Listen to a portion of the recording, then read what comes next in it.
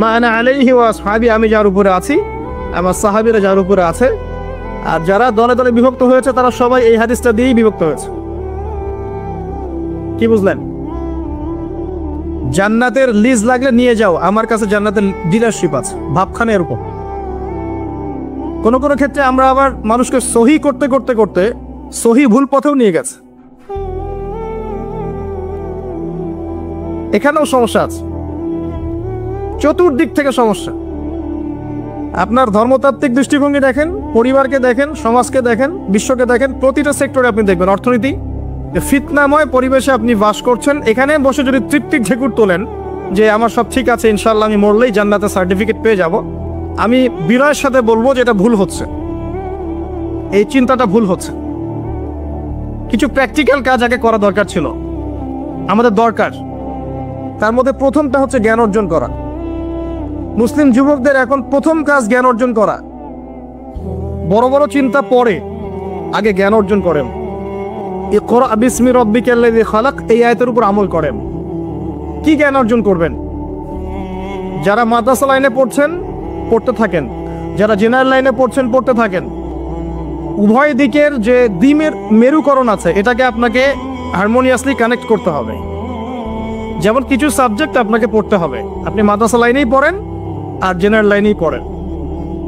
প্রথম সাবজেক্ট হচ্ছে আল কোরআন, এর উপরে কোনো জ্ঞান নাই। আল কোরআন, আল কোরআনের মধ্যে আবার কিছু কাজ আছে। আল কোরআনের প্রথমত তেলাওয়াত শিখতে হবে এবং নিয়মিত তেলাওয়াত করতে হবে। আপনি যদি আল কোরআনের নিয়মিত তেলাওয়াত করেন, আপনাকে কেউ বাধা দিবে? আমরা অনেক সময় আঙ্গুল তুলে রেখে উপরের দিকে, কিন্তু যে কাজগুলো আমরা করতে পারি সেগুলোই করি না। আপনি কোরআন চর্চা করেন, কেউ বাধা দিবে? প্রথম সাবজেক্ট আপনার কোরআন, এর তিলাওয়াত। এরপরে হচ্ছে অ্যারাবিক ল্যাঙ্গুয়েজ। অ্যারাবিক ল্যাঙ্গুয়েজের মধ্যে নাহু সরফ শিখতে হবে।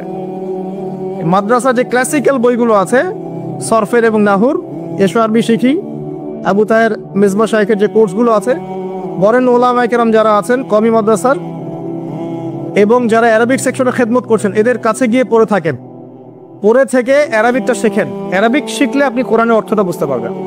আর কোরআনের অর্থ না বুঝলে আল্লাহর নূর আপনার কলবে আসবে না। কোরআনের অর্থ না বুঝলে আল্লাহর নূর কোশ্চিন কালেও আসবে না, আপনি খিদির হতে পারবেন না।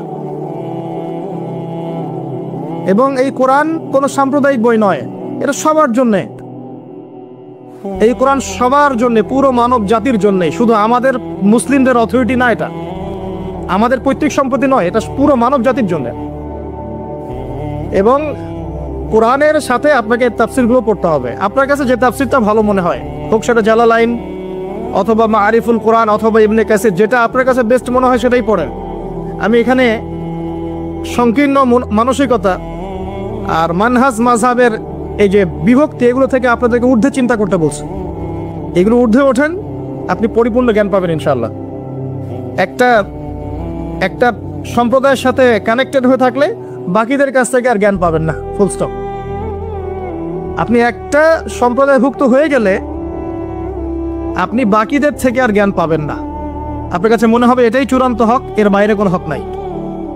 কিন্তু আপনি যদি নিশ্চয়ই বিমানে চলেছেন কখনো, যদি আপনি ফ্লাই করে থাকেন উপর থেকে জমিনটাকে দেখতে যেমন লাগে, আপনি আকাশে আছেন, এখন জমিনটাকে দেখেন কেমন লাগে, আপনাকে ওই জায়গা থেকে চিন্তা করতে হবে। আপনি সবার উপরে ওঠেন, বাহির থেকে সবকিছুকে দেখেন, তাহলে আপনি বুঝতে পারবেন কার মধ্যে কি আছে। কোন একটা ঢুকে গেলে আর বুঝতে পারবেন না এখানে কি সমস্যা আছে। আপনার চোখের সামনে পর্দা পড়ে যাবে। কথা কি বুঝতে পারেন? আল্লাহ বোঝার তৌফিক দান করুন। কোরআন শেখেন, তাফসীর পড়েন। আপনি ফিকহি বিষয়ে উদার হয়ে যান। এখানে কোনো সংকীর্ণতার অবকাশ নাই। ইসলামের বৈচিত্র্য ইসলামের সৌন্দর্য। ইসলামের এই বৈচিত্র্যটাই ইসলামের সৌন্দর্য। কেউ যদি বলে যে এই দল এটাই চূড়ান্ত হক, এর বাইরে হকের কোনো মানদণ্ড নাই, সে ডাহা মিথ্যা কথা বলছে। ফিকহি বিষয়ে সাহাবায়ে কেরাম উদার ছিলেন। যাদের কাছে যতটুকু দলিল পৌঁছেছে অতটুকুর আলোকে তারা তাদের দল বানিয়ে নিয়েছে। কিন্তু এর মাঝখানেও একটা উম্মাতান ওয়াসাত আছে, মধ্যম পন্থায় চিন্তা আপনাকে করতে হবে, সংকীর্ণ মানসিকতা থেকে বের হতে হবে। ওই আব্বাসীয় খেলাফতের সময় যখন মঙ্গোলিয়ানরা আক্রমণ করেছিল, বাগদাদকে, এই জায়গাটা ভালো করে বোঝেন। যখন মঙ্গোলিয়ানরা আক্রমণ করেছে বাগদাদকে, তখনও কিছু মানুষ বসে বসে ঝগড়া করছিল, বাহাস করছিল যে কাকড়া খাওয়া হালাল না হারাম। আমার কথায় বুঝতে পারেন? কাকড়া খাওয়া হালাল না হারাম এটা নিয়ে বাহাস করছিল। অলরেডি মঙ্গোলিয়ানরা হামলা করে দিয়েছে। পুরো বৈশ্বিক প্রেক্ষাপটে আমরা এখন সেটাই করছি। পুরো বিশ্বের প্রেক্ষাপটে মুসলিমদের যে অবস্থা, এখন আমরা অভ্যন্তরীণভাবে এটাই করছি। কে হাত কোথায় বাঁধবেন, কে কোথায় পায়ে পা লাগাবেন কি লাগাবেন না, আস্তে আমিন বলবেন না জোরে বলবেন, তারাবির নামাজ সামনে তো একটা বাহাস আসবে, 20 পড়বেন না 8 পড়বেন, ঈদের নামাজ কত তাকবীরে পড়বেন ইত্যাদি। যে মাসআলাগুলোকে নিয়ে সাহাবায়ে কেরামের যুগ থেকে শুরু করে ইখতিলাফ চলে আসছে, এগুলো নিয়ে আমরা কিয়ামত পর্যন্ত ইখতিলাফ করতেই থাকবো। বলেন ঠিক তাই না? এটাই করছি আমরা। এবং সারা বিশ্বের প্রেক্ষাপটে আমাদেরকে আজকে চতুর্দিক থেকে গলার মধ্যে রশি পেঁচিয়ে টান দেয়া হয়ে গেছে, খালি ফাঁসির কাজটা ঝোলা বাকি এখন আমাদের। উদাহরণটা এভাবে দিতে পারি আমি, যারা বোঝার তারা বুঝবেন ইনশাআল্লাহ। সমুদ্রের ধারে দাঁড়িয়েছেন কখনো? অনেকে দাঁড়িয়েছেন, ওখানে কিছু চোরাবালি থাকে, আছে চোরাবালি আছে। এই চোরাবালিতে কেউ যদি ডুবে যায়, দেখা যায় যে আস্তে আস্তে তার হাঁটু, তারপরে তার কোমর, তারপর বুক আস্তে আস্তে ডুবতে থাকে। আমাদের অবস্থাটা এখন এমন হয়েছে যে প্রথমে আমাদের উম্মাহ, এই দেহটা একটা চোরাবালিতে পড়েছিল, পরে তার প্রথমত টাকলু পর্যন্ত ডুবেছে। সে হাত পা ছোড়াছড়ি করছে, আমাকে বাঁচাও, আমাকে উঠাও। চারপাশে উম্মার অনুসারী মানুষরা ছিলেন, তারা বলছে নড়াচড়া করবেন না, নড়াচড়া করবেন না, নড়াচড়া করলে আরো ডুবে যাবেন, ওইভাবে থাকেন। উম্মাহ বেচারা এভাবেই ছিল। তারপর আস্তে আস্তে আস্তে আস্তে তার হাঁটু পর্যন্ত ডুবে গেল। সে অস্থির হয়ে ছটফট করছে, আমাকে বের করো, আমাকে বের করো, আমি ডুবে যাচ্ছি। আশপাশের মানুষ বলছে রিল্যাক্স, নড়াচড়া করবেন না, নড়াচড়া করলে আপনি ডুবে যাবেন। এভাবে আস্তে আস্তে কোমর, আস্তে আস্তে বুক, এখন গলা পর্যন্ত ডুবে গেছে। এখনো উম্মাহ চিৎকার করছে, আমাকে বের করো, আমাকে বের করো, আমি ডুবে যাচ্ছি। আশপাশের মুসলিমরা বলছে নড়াচড়া করতে যায় না, নড়াচড়া করতে যায় না, ওইটাও ডুবে যাও। কে টেনে তুলবে একে এখন? যারা আশপাশে আছে এই দুরবস্থায় এবং এই দায়িত্ব পালন করে নাই, আল্লাহ পাক অচিরে তাদেরকে সরিয়ে দিবেন ইনশাআল্লাহ, কোনো সন্দেহ নাই। নতুন কোনো কওম আসবে ইনশাআল্লাহ, নতুন কোনো প্রজন্ম আসবে ইনশাআল্লাহ, যারা এই উম্মাহটাকে আবার তুলবে ইনশাআল্লাহ তাআলা। এবং আমরা জানি, আমরা আখিরুজ্জামান স্টাডি করে দেখেছি যে বিশ্বের সামনে এমন সময় আসবে যখন ঈসা ইবনে মারইয়ামকে আল্লাহ পাক নামাবেন, এবং এই বিষয়ে কোনো সন্দেহ নাই। আর নেটো যদি চেষ্টা করে তাকে থামাতে পারবে না। কথা বুঝতে পারেন নাই? পৃথিবীর কোনো শক্তি তাকে আটকাতে পারবে। আল্লাহ পাক এটা বলে দিয়েছেন, সিরিয়ার দামেস্কের সাদা মিনারের উপরে 2 জন ফেরেশতার কাঁধে ভর করে ঈসা ইবনে মারইয়ামকে আল্লাহ পাক পাঠাবেন। হাদিসে এভাবে এসেছে, তার চুলগুলো ছিল ব্রাউন কালার এবং অনেক কাঁধ পর্যন্ত লম্বা। চুলগুলো দিয়ে টপ টপ করে পানি পড়তে থাকবে, দেখে মনে হবে মুক্তা ঝরে পড়ছে। এত স্পেসিফিকলি কোন কিতাবে বলা থাকতে পারে, কোন রিলিজিয়নের মধ্যে থাকতে পারে ইসলাম ছাড়া? ইসলামই তো সেই রিলিজিয়ন যেখানে আপনি হায়েজ নিফাসের মাসআলা পাবেন, পররাষ্ট্রনীতিও পাবেন। অন্য কোথাও আছে? ঈসা ইবনে মারইয়ামের চুল দিয়ে টপ টপ করে পানি পড়তে থাকবে, এটা পর্যন্ত বলা আছে। এবং আল্লাহ পাক বলেছেন, তার রাসূলের মাধ্যমে জানিয়েছেন সাল্লাল্লাহু আলাইহি ওয়াসাল্লাম, যে ঈসা ইবনে মারইয়াম প্যালেস্টাইনের বাবেলুদ নামক জায়গায় মাসিহুদ দাজ্জালকে হত্যা করবে ইনশাআল্লাহ। এবং এখান থেকে, ওই জেরুজালেম থেকে তিনি পুরো বিশ্বে ইসলামী খেলাফা বাস্তবায়ন করবেন। এটা কত বছর পর? এটা ননসেন্স প্রশ্ন। এটা কত বছর পর? এই প্রশ্নটা হচ্ছে এমন প্রশ্ন যে আদম আলাইহিস সালাম আর হাওয়া আলাইহিস সালাম যে গাছের ফল খেয়েছিলেন, ওই গাছের নাম কি? এই প্রশ্ন যেমন ভিত্তিহীন, ননসেন্স প্রশ্ন, এরকমই ননসেন্স প্রশ্ন হচ্ছে কত বছর পর এটা হবে। এটা দিয়ে আপনার কি দরকার? কত বছর পর হবে এ দিয়ে আপনি কি করবেন, আমি কি করব? কারণ আমরা তো অপদার্থ, আগাছা, আমাদের সাথে এগুলো সাথে কি?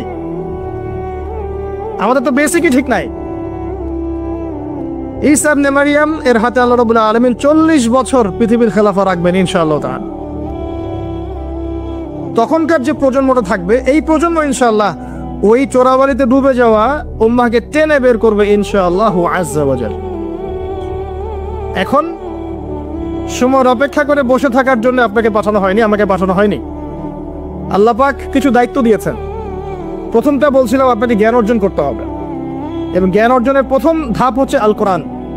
যে সেক্টরে পড়াশোনা করেন, তারপরে আপনি আসবেন আরবি ভাষা সাহিত্যে, এরপরে আসবেন তাফসিরে, অনুবাদে, এরপরে হাদিসের কিতাবগুলো পড়বেন। এবং লাভ দিয়ে কঠিন হাদিস পড়তে যাবেন না, রিকোয়েস্ট।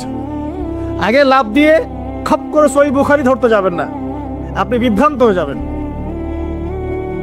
আই রিপিট, লাভ দিয়ে খপ করে সহিহ বুখারী ধরতে যাবেন না, আপনি বিভ্রান্ত হয়ে যাবেন। বলতে পারেন যে বেদাতি কথা বলছি কিনা, এটা ফকিহদের কথা, যারা ফুকাহায়ে কেরাম তাদের কথা। কারণ লাভ দিয়ে কেউ এমবিএ পড়তে পারে না, লাভ দিয়ে কেউ মেডিকেল সায়েন্সের বই পড়তে পারে না, এক লাফে কেউ এই যে ডক্টরেট করতে পারে না, পারে? তাকে ধাপে ধাপে উঠতে হয়, আপনাকে ধাপে ধাপে উঠতে হবে। হাদিসে আরবাইন দিয়ে শুরু করেন, যে মাদ্রাসায় কওমি নিসাবে যারা পড়েছেন সবাই জানেন এই বিষয়গুলো। ফয়জুল কালাম দিয়ে শুরু করেন, ক্লাসিক্যাল বই, বুলুগুল মারাম মিন আদিল্লাতিল আহকাম, এগুলো দিয়ে আগান। মিশকাতুল মাসাবিহ দিয়ে আগান। মিশকাত পড়তেই তো দাঁত ভেঙে যায়, এত সহজ মনে করেছেন? 2-4 পাতা হাদিস পড়ে নিজেকে মুফতি মনে করবেন না। ক্লাসিক্যাল বইগুলো অনেক কঠিন, এবং যারা আলেম ওলামা হয়েছেন এমনি এমনি হন নাই, সুদীর্ঘ পথ পাড়ি দিয়ে আলেম হয়েছেন। যখন আপনি কম জানবেন তখন মনে হবে যে আমি অনেক জানি, যখন বেশি জানবেন মনে হবে কিচ্ছু জানি না। আমার কথা বুঝতে চেষ্টা করেন। যখন কম জানবেন মনে হবে অনেক জানি, আমি পণ্ডিত, এটা হালাল, এটা হারাম, এটা জায়েজ, এটা নাজায়েজ। যত বেশি জানতে থাকবেন, যত বেশি আলেম ওলামার সোহবতে পড়ে থাকবেন, দেখবেন আপনি কিচ্ছু জানেন না। এবং যত দিন যাচ্ছে আমি নিজেকে এই জায়গায় ফিল করি যে আমি আসলে কিছুই জানি না। এবং আমি যেখানে বসে কথা বলছি, রাতের অন্ধকারে আমার কান্না আসে যে আমি যে এখানে বসে কথা বলছি, তাহলে উম্মার কি অবস্থা বোঝা আমার শেষ। কথা বুঝতে পারছেন না? এখানে বসা উচিত ছিল এমন মানুষের যাদের হাতে ইসলামের বিজয় হবে। সেখানে আমার মতো নগণ্য মানুষ বসে আছে, আর তার সাথে একটা ছবি তোলার জন্য মানুষ হুমড়ি খেয়ে পড়ছে। আর চিন্তা করেন বাস্তবতা কি জিনিস। আল্লাহ পাক আমাদেরকে বুঝদান করুক। প্রত্যেকটা ঘরে ঘরে একটা করে ইসমাইলের মতো ছেলে তৈরি করেন আলাইহিস সালাম। প্রত্যেকটা ঘরে ঘরে একটা ওমর এবং খালিদের মতো ছেলে তৈরি করেন। মারিয়াম, আয়েশা রাদিয়াল্লাহু আনহুমা তাদের মতো করে মেয়ে তৈরি করেন। আজকে থেকে 50 বছর পরে রেজাল্ট পাবেন ইনশাআল্লাহ। ইসলামের বিজয় হুট করে হবে না। আল্লাহ পাকের সিস্টেম, সুন্নাহ হচ্ছে আল্লাহ পাক হঠাৎ করে কিছু করেন না। রাত থেকে দিন হয়, ধীরে ধীরে হয়। দিন থেকে রাত হবে, ধীরে ধীরে হবে। ধাপ করে রাত হয় না, ধাপ করে দিন হয় না। আর আমরা এটা আশা করে বসে আছি যে ধাপ করে মনে হয় ইসলাম বিজয় হয়ে যাবে, জি না। ঈসা ইবনে মারইয়ামের সেই সময় আসতেও দেখবেন অনেক পর্যায়ে পার হবে। বিশ্ব এই অবস্থা থাকবে না, 1/3 মানুষই থাকবে না, ডেড। এবং কে জানে আগামী 10 বছরের মধ্যে নাও থাকতে পারে, আল্লাহু আলাম। যা শুরু হয়েছে বিশ্বে, যারা আমাদেরকে হিউম্যানিটি শিখাতো, এক সময় মানবতা শিখাতো, এরাই দেখবেন এখন অমানবিক আচরণ করছে। এটা ওপেন সিক্রেট। যারা আমাদেরকে মানবতা ধ্বজাধারী হয়ে আমাদেরকে মানবতা শেখায়, আমরা যদি বাধ্য হয়ে কারো কাছে, বহির্বিশ্বের কাছে ঋণ চাই, আমাদেরকে নিয়ে ঠাট্টা মশকরা করে। আর এগুলো এখন সব মিডিয়াতে আসে, আমাদেরকে কিছু মনেই করে না। অ্যারোগেন্ট জাতি এই পশ্চিমারা। আল্লাহ পাক এমন কলুশন লাগিয়ে দিবেন যে ওরা আপোষে মারামারি করে শেষ হয়ে যাবে, দেখে নিন। আল্লাহ পাক এমন কলুশন লাগিয়ে দিবে যে পুরো ওই জায়গাটা ধসে যাবে। পৃথিবীর 3টা বড় বড় ভূমিকম্প বাকি আছে এখনো, তার মধ্যে একটা হবে পশ্চিমা বিশ্বে, আর একটা অবশ্য পূর্ব দিকে যেখানে আমরাও থাকি, আরেকটা হচ্ছে আমাদের আমিরুল মুমিনিনদের দেশে, দুবাই, আরব কন্টিনেন্ট। তারা আমাদের এখন আমিরুল মুমিনিন না, অনেক মানুষ তো তাই মনে করেন যে আরবিতে কথা বললেই আমিরুল মুমিনিন, কাবাঘর একটু ঘষা মাজা করলেই আমিরুল মুমিনিন। সুবহানাল্লাহ। আপনি এক চোখ দিয়ে দেখেছেন, আপনার ভিতরে চোখ অন্ধ। ইসরায়েল পুরো জায়গা ক্যাপচার করে ফেলবে অচিরেই ইনশাআল্লাহ তাআলা, নাকের ডগায় বসেই। এবং মুসলিমরা মেনেও নিবে সেগুলা, তার সাথে বন্ধুত্ব করে ফেলবে এবং সে ডমিনেট করবে পুরো আরব বিশ্বকে। চ্যালেঞ্জ করলাম, দেখে নিন ইনশাআল্লাহ তাআলা। আপনি এখন অন্ধ, ইমামুল মাহদি যখন আসবে তখন দেখবেন তার উপরেই চাপ সৃষ্টি করা হবে। ইমামুল মাহদিকে নিঃসন্দেহে সন্ত্রাসী বলা হবে যদি ওই সময় মিডিয়াগুলো থাকে, এবং মুসলিমরাই এগুলো ঢোল পিটাবে। দেখে নিন, এক শ্রেণীর মুসলিম বের হয়ে যাবে তখনও, যখন বলবে যে ইমামুল মাহদি খারেজি, এটাও বলবে। অপেক্ষা করতে থাকেন, জ্ঞান অর্জন করেন প্রিয় ভাই। হাদিসের কিতাবের কথা বলছিলাম, আগে বড় জায়গায় যান না, মিশকাত শেষ করেন, আস্তে আস্তে ইবনে মাজাহ যান, তিরমিজিতে যান, আবু দাউদ পড়েন, নাসাই পড়েন, পরে যান বুখারী মুসলিমে। তখন গিয়ে ইনশাআল্লাহ আপনি বুঝতে পারবেন। আর এই পড়াশোনা করবেন কোথায়? একা একা? বাজার থেকে যাব, পাবলিকেশন থেকে বই কিনবো, আরবি এবারত জবরজেদ পেশ দিয়ে আছে পড়বো, বাংলা অনুবাদ পড়বো, মুফতি হয়ে যাবো, তাই নাকি? শুকরান। কে বলেছেন কথাটা? শুকরান। ওস্তাদ লাগবে, ওস্তাদ, ওস্তাদ লাগবে, ওস্তাদ। আর ওস্তাদ খুঁজতে গিয়ে সাম্প্রদায়িক হয় না যে আমি এই মাযহাব ফলো করি, এই মাযহাবের বাইরে কোনো ওস্তাদ নিব না, আমি এই দল করি, এই দলের বাইরে কোনো ওস্তাদ নিব না। তখন কি হবে? আপনি দলীয় সাম্প্রদায়িকতায় চলে যাবেন। আপনিও তখন মুকাল্লিদ হবেন। মানুষকে মুকাল্লিদ বলছেন, আপনি নিজেও তো মুকাল্লিদ। একজন আলেম বই লিখেছেন, ধরেন আমার হাতে একটা বই আছে, নামাজ শিক্ষার বই, কথার কথা। তো এখন এই বইটার মধ্যে তিনি কিছু দলিল দিয়েছেন, রেফারেন্স দিয়েছেন, নামাজকে সাবিত করেছেন, আপনি এখন সেটা ফলো করছেন। হাদিসের নাম্বারগুলো দেওয়া আছে, আপনি ফলো করছেন। ফলো করে বলছেন আমি গায়রে মুকাল্লিদ, সবাই মুকাল্লিদ। এই যে বইটা তিনি লিখলেন, আপনি তো লেখককে ফলো করছেন, লেখক যা লিখেছেন তাই ফলো করছেন। তো অবশ্যই আপনিও তার মাযহাব মেনেছেন, তার মতকে মানেন নাই? মেনেছেন। নাকি আপনি প্রত্যেকটা হাদিসকে যাচাই বাছাই করে দেখেছেন কোনটা সহিহ কোনটা জয়ীফ? দেখেছেন? তাহলে আপনি তার মত মেনেছেন, আর মত তো মানতেই হচ্ছে। এই মতটুকু না মানলে তো আমি দিন বুঝতেই পারবো না। পারবো? আমরা কি সবাই স্কলার, মুস্তাহিদ? আমরা কি সবাই ইস্তেহাদ করার যোগ্যতা রাখি? তাহলে নিঃসন্দেহে এমন মানুষের কাছে যেতেই হবে যিনি ইস্তেহাদ করার যোগ্যতা রাখেন। তিনি যখন গবেষণা করে একটা ফতোয়া দিবেন, আমি সেই ফতোয়াটাকে সর্বোচ্চ আমার সাধ্যমতো মেলানোর চেষ্টা করতে পারি এবং অন্যান্য আলেমদের কাছে শরণাপন্ন হতে পারি যে আপনারা এটার ব্যাপারে কি মত দিচ্ছেন। কিন্তু আমাকে তো সাধারণ মানুষ হিসেবে আলেম ওলামার কাছে যেতেই হচ্ছে এবং মাযহাব মানতেই হচ্ছে। বিষয়টা এমন নয় যে আমি সরাসরি কোরআন সুন্নাহকে মানতে পারি কি? কোরআন এবং সুন্নাহর প্রত্যেকটা জিনিস বোঝার সরাসরি যোগ্যতা আমার আছে? যদি না থাকে তাহলে মাধ্যম লাগে না? এই মাধ্যমটা কি নাজায়েজ? এই জায়গায় তো আমরা সমস্যায় ভুগছি। নিজে নিজে পণ্ডিত হয়ে যাই আর নিজে নিজে বিভিন্ন দল উপদল খুলে বসে থাকি, মানুষকেও আহ্বান করতে থাকি, আর যে আমার আহ্বানে সাড়া দেয় না তাকে বলে দেয় তুমি খারেজি। আল্লাহ পাক আমাদেরকে বোঝার তৌফিক দান করুন। উস্তাদ লাগবে, উস্তাদ। তৃতীয় জিনিসটা হচ্ছে আপনি পড়াশোনা করবেন আলেম ওলামার সোহবতে গিয়ে, এবং এই পড়াশোনাটা একা একা করতে পারবেন না। আপনি তাদের কাছে যাবেন, আরবির ক্লাসিক্যাল বইগুলো পড়বেন। এটা শুধু পড়ার জন্য নয়, বরং তাদের সোহবত থেকে, চরিত্র থেকে জ্ঞান শেখার জন্য। আমার কথাটা বোঝার চেষ্টা করেন। আপনি যখন একটা মানুষের সাথে ওঠা বসা করবেন, তার চরিত্র দেখে আপনি সুন্নত শিখতে পারবেন। রাসূলুল্লাহ সাল্লাল্লাহু আলাইহি ওয়াসাল্লাম এমনভাবে কি ইসলাম শিখিয়েছিলেন? একটা কাগজের মধ্যে সূরা লিখে দিলেন, বাসায় যাও পড়ে নিও। সাহাবীদেরকে এমনভাবে শিখিয়েছে? সাহাবায়ে কেরাম কোরআন সুন্নাহ তার সোহবতে এসে শিখেছেন, তাকে দেখে শিখেছেন। কেমন করে তিনি কথা বলেন, কেমন করে ওঠেন, কেমন করে বসেন, কেমন করে চিন্তা করেন, কিভাবে তিনি ঘোরসাওয়ার হন, বাসায় কি করেন, নামাজ কেমন করে পড়েন, প্রতিটা বিষয় তিনি তারা দেখে দেখে দেখে দেখে আয়ত্ত করেছেন। আব্দুল্লাহ ইবনে মাসউদ রাদিয়াল্লাহু আনহু সম্পর্কে বলা হয় যে তিনি এমনভাবে নবী সাল্লাল্লাহু আলাইহি ওয়াসাল্লামকে দেখেছেন, কপি করার চেষ্টা করেছেন, যে তিনি উঠতেন তার মতো করে, বসতেন তার মতো করে, কথা বলতেন তার মতো করে। সুবহানাল্লাহ। সোহবতেই আপনাকে নূর দিবে ইনশাআল্লাহ। এবং যখন আল্লাহর নূর প্রাপ্ত মানুষের কাছে গিয়ে আপনি থাকবেন, তখন আপনি বুঝতে পারবেন যে আপনার ভিতরে কোথায় ত্রুটি আছে। আপনার ভিতরে ত্রুটি কোথায় কোথায় আছে এটা আপনি ধরতে পারবেন না, মানুষ ধরিয়ে দিতে হবে। এবং আল্লাহওয়ালা মানুষরা যদি ধরিয়ে দেয় এবং আপনি সংশোধন করে নেন, তখন আপনি সঠিক পথ পাবেন ইনশাআল্লাহ তাআলা। সোহবত, এই সোহবত আপনাকে তাজকিয়া দিবে। তাজকিয়া মানে কি? আত্মশুদ্ধি। তাজকিয়া মানে আত্মশুদ্ধি, এবং আত্মশুদ্ধি হচ্ছে এখনকার সবচেয়ে বড় বিষয়। আত্মশুদ্ধি নাই, বড় বড় লেকচার দিয়ে লাভ নাই। আত্মশুদ্ধি কখন আসবে? যখন কলবে নূর আসবে। কলবে নূর কখন আসবে?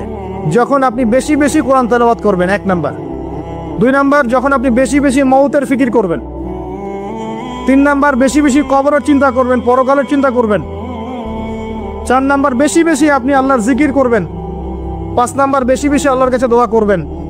কম খাবেন, কম ঘুমাবেন, কম স্ত্রী সহবাস করবেন, কম মানুষের সাথে মিশবেন, কম কথা বলবেন।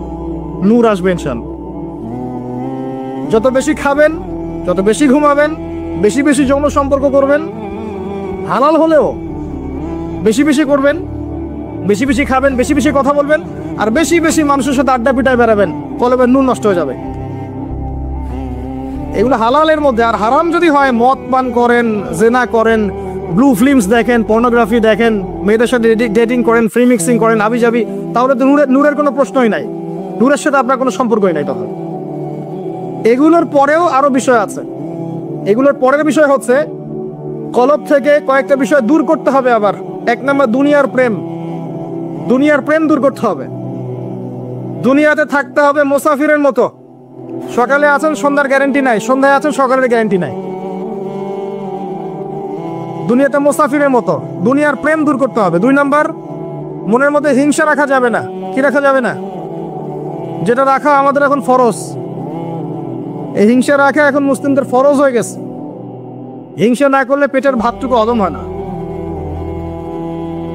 কারো রাইজিং দেখলেই, একটু রাইজিং দেখলেই হিংসা। হিংসা রাখা যাবে না। 3 নাম্বার, আত্ম অহংকার রাখা যাবে না, ইগো রাখা যাবে না, লৌকিকতা রাখা যাবে না, রিয়া প্রদর্শন করা যাবে না, এবং ওই যে গীবত, তুহমত, অপবাদে যে অপসংস্কৃতি আছে, এইগুলো থেকে দূরে থাকতে হবে ইনশাআল্লাহ তাআলা। আল্লাহর নূর আপনার কলবে আসবে ইনশাআল্লাহ। তখন ইনশাআল্লাহ তাআলা আপনি খিজির হবেন আলাইহিস সালাম, যে কিনা অনেক দূর পর্যন্ত দেখতে পারে, যা মূসা আলাইহিস সালাম পর্যন্ত পারেন নাই। সুবহানাল্লাহ।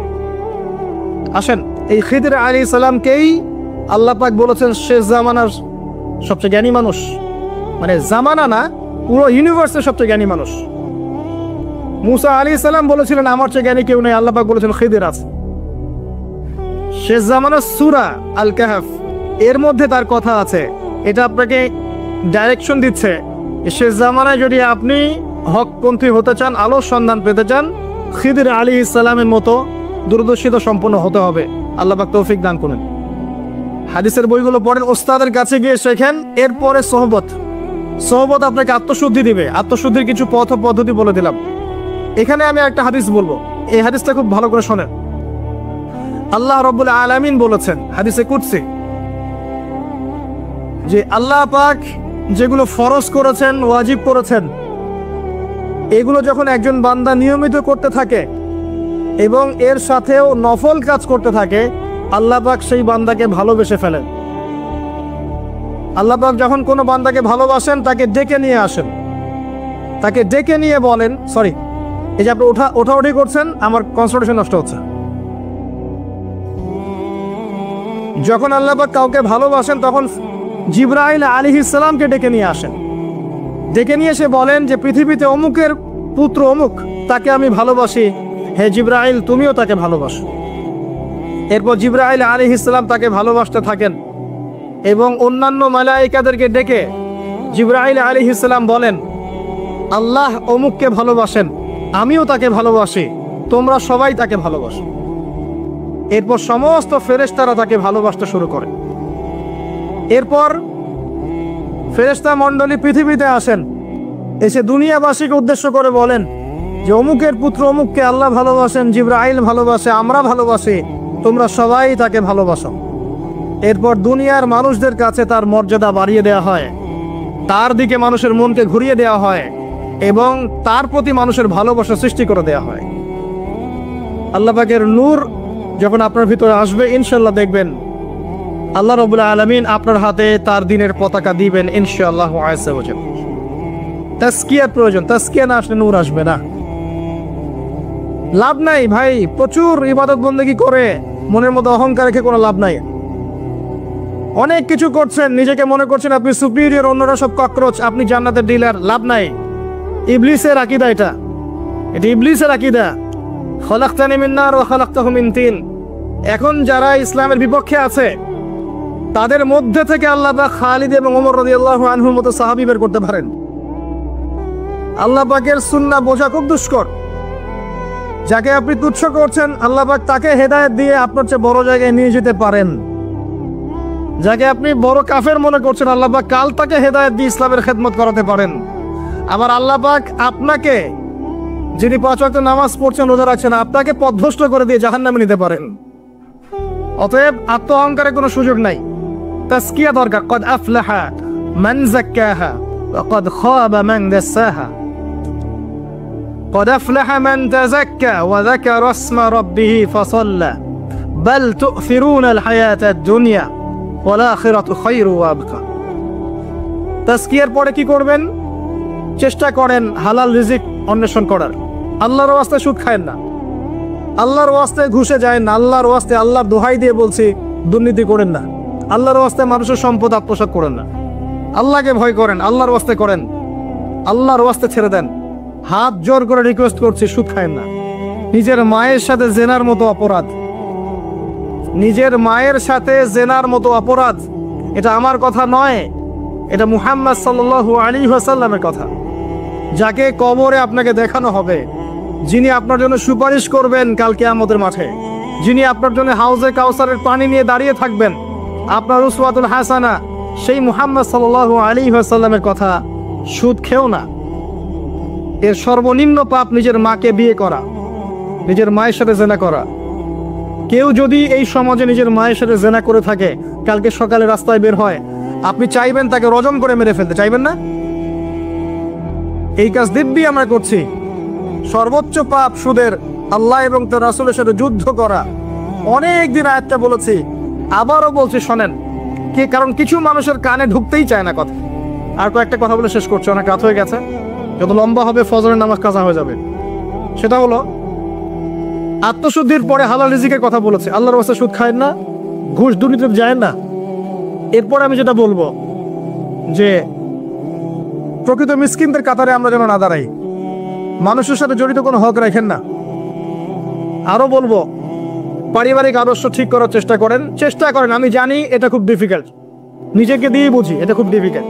যে নূহ আলাইহিস সালামের কথা বললাম, কওমে লুত আলাইহিস সালামের কথা শুনেন, তার স্ত্রী ঈমান নিয়ে আসে নাই, নবী সাল্লাল্লাহু আলাইহি ওয়াসাল্লামের চাচারা ঈমান নিয়ে আসে নাই।